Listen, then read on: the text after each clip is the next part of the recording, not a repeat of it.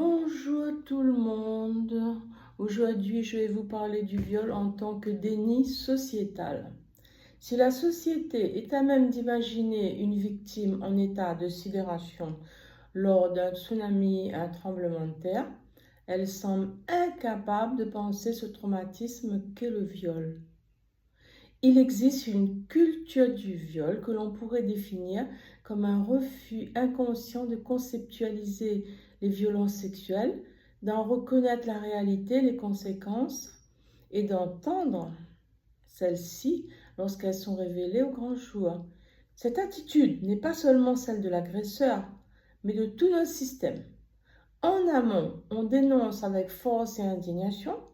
En aval, confronté aux faits, on élude, on classe ensuite, on doute. Par lâcheté collective, angoisse devant l'impensable, volonté de banaliser les violences sexuelles, ou parce que les autorités judiciaires et les médias subissent à leur insu l'influence du discours de l'agresseur dominant par nature.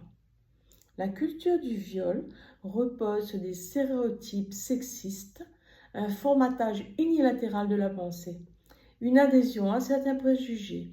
La victime ne peut être responsable de ce qui lui est arrivé parce qu'elle n'a pas su se protéger ou encore qu'elle a cherché. Dans l'inconscient collectif subsiste le mythe d'une sexualité masculine pulsionnelle, difficile à contrôler, opposée à une sexualité féminine passive.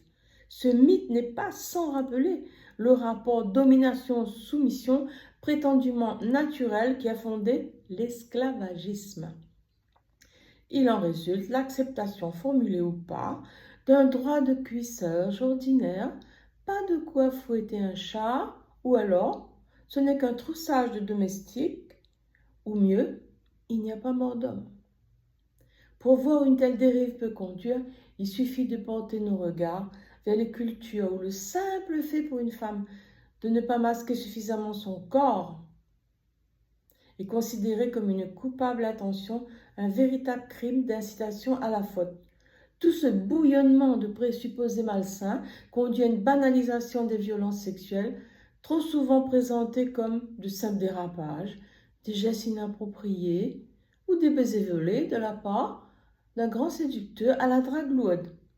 Plus encore que la dénégation, elle ment, elle folle, la posture défensive la plus fréquente chez les agresseurs, c'est « elle était consentante ». Cette posture sous-entend l'aphorisme « qui ne dit mot